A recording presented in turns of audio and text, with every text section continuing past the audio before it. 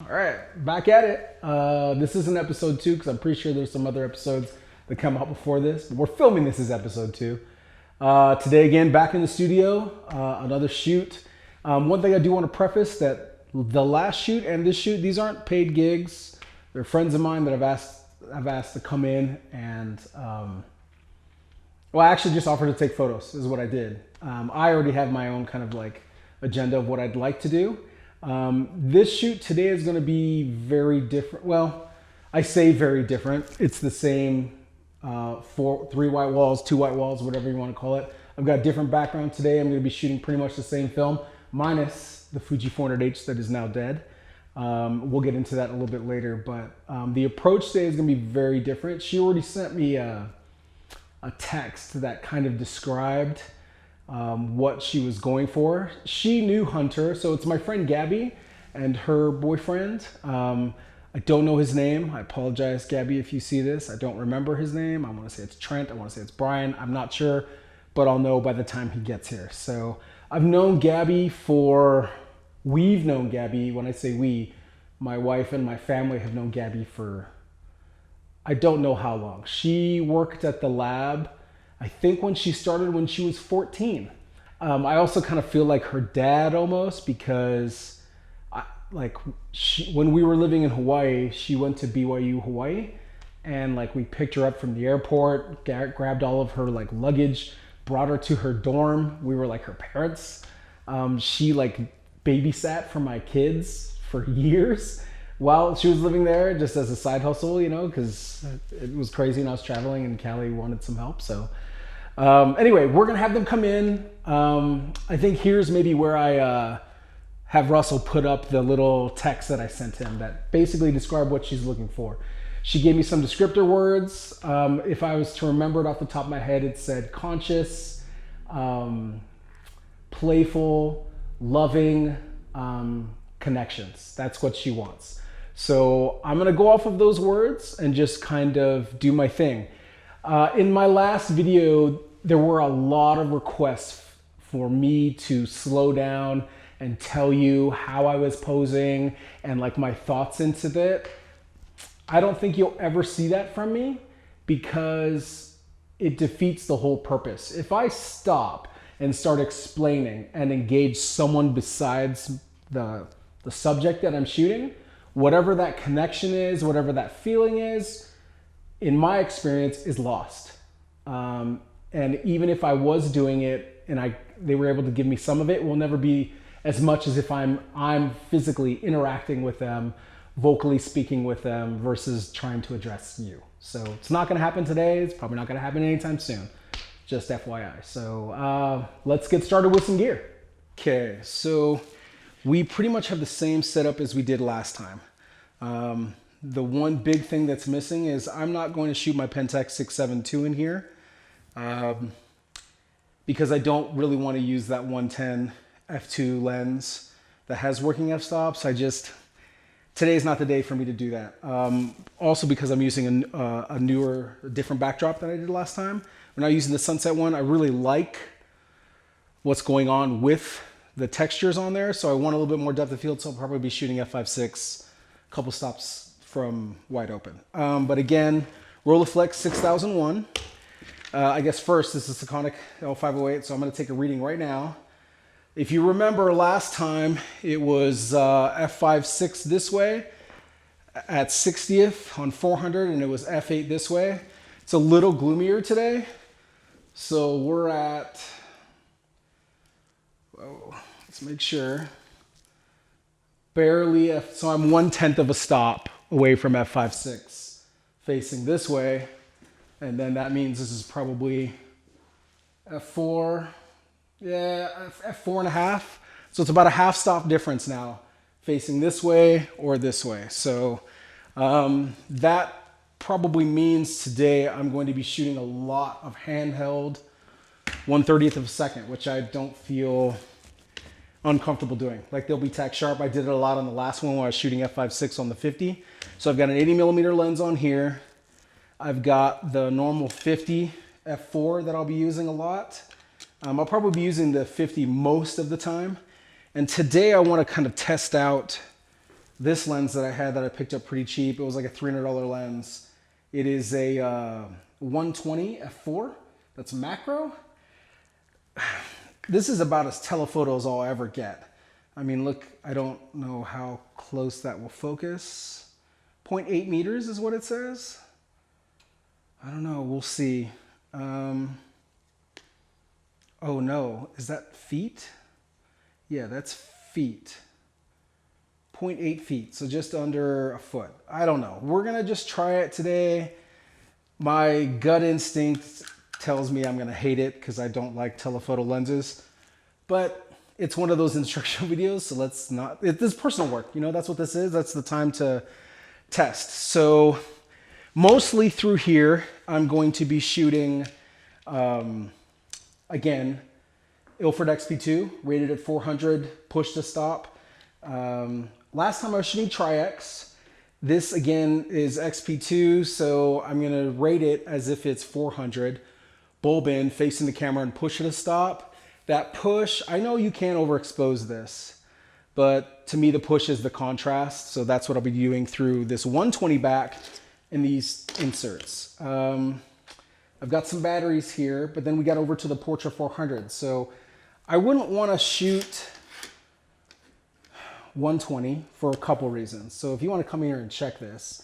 So this is fresh Portra 400. As you can see, the paper is waxy and it's got this white all around, right? So let's kind of go into the, I guess, generations of Portra 400. This came out before this, and the paper is nowhere near as waxy. The font is different. I don't know where this font came from. I don't know what was happening.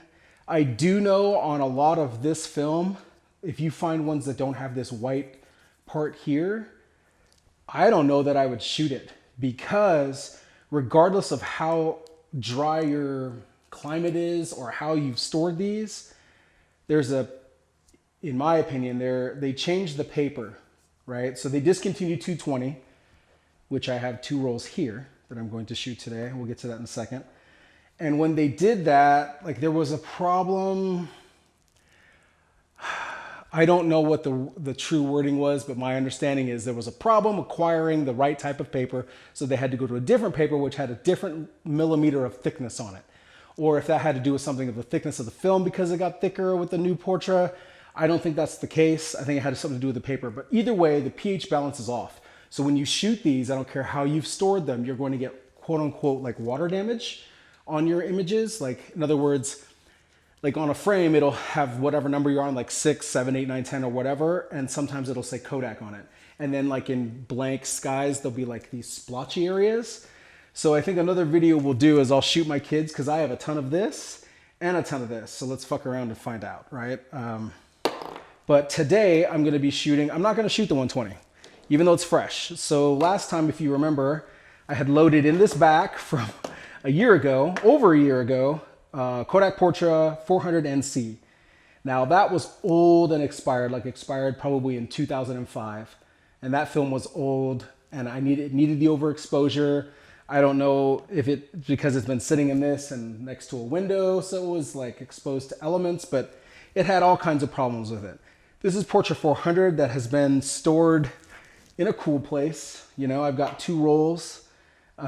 This one was already obviously loaded into it, into an insert, and I took it out. And then, actually, let's see if I can remember where this was at, what wedding this was. The last time I was shooting Kodak Portra 220 was a wedding in 2016. So this is probably expired from 2017 at the latest. But I know it's not going to have the problems of this because there's no paper on the inside. Like, it's paper, and then all of a sudden you get to tape and film. There's no paper backing along it. So I'm going to risk it. And the only reason I'm risking it is because I am 99.9% sure that the results will be totally fine. You'll never know that this was super expired, but expired Portra. Expired for Kodak Portra 400, which is around 2017, right? So let's load these up. I'm going to put the XP2 in here. So I have these extra inserts. When I bought this camera, it was kind of cool. They came with these little, I don't know, of course, German cool looking things for your inserts, but I don't need that. So just put these in here. This way I don't have to like reload every single time. It's preloaded for 3 rolls and then I can go from there, which is a third of what I plan on shooting. I got 10 rolls here. Today, this isn't going to be like last time where there's a ton of outfit changes.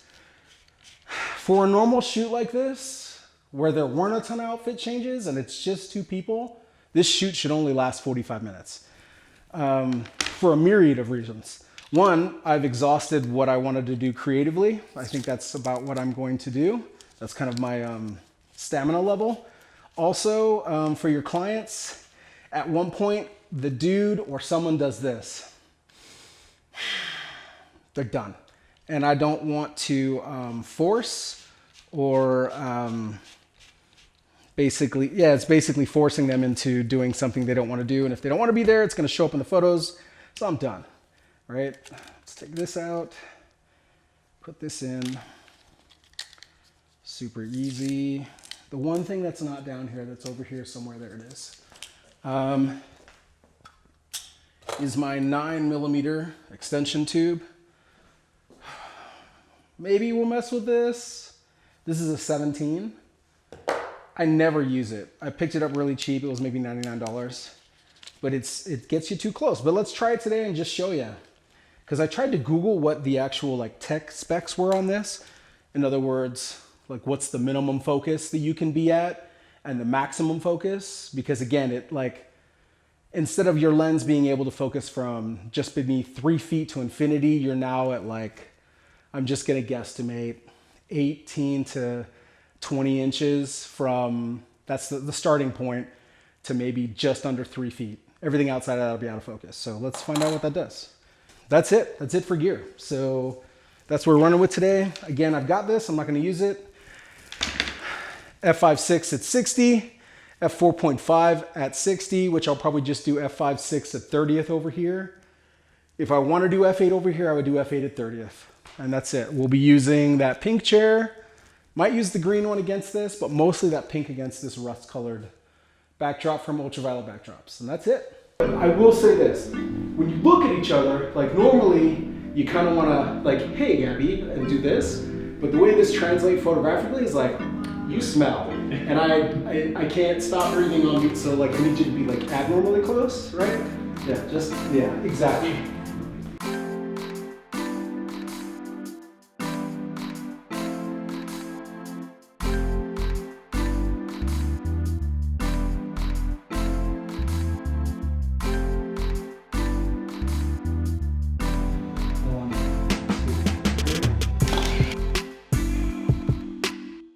With this hand, reach up and like connect to one finger with him, but don't hide the gap. Okay. Right? It's so good. Yeah, just cuddle your head into him. Right? Yeah, it's perfect. And you're looking down at her. It's awesome. Grab it. You've got to grab. Support the, yes. And then squeeze and tickle him, whatever. Like just look back at her.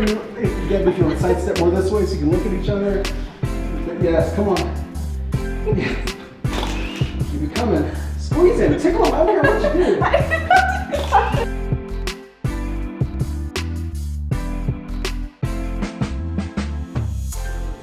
Lean forward like this, right? Okay. And then, yeah. I like how your head's down, right? Have turn your head this way a little bit. Turn your face a little bit more towards me. Looking right here, right? Drop your chin just a bit. So when you drop your chin, the left and you get that kind of turtleneck out. Yeah, perfect.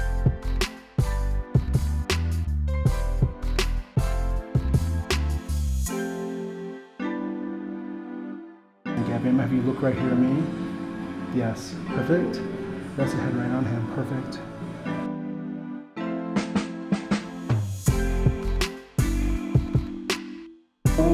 And if she's gonna hug you up here, you hug back. So just don't hug onto her arm, her legs, her arms. Yeah, like just reach up, grab like this, good. Right there. Joel, you're kind of looking this way like you're doing.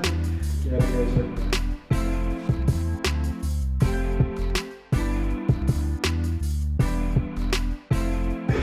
But like off to the sides, I can still see the eye, like, and like literally like,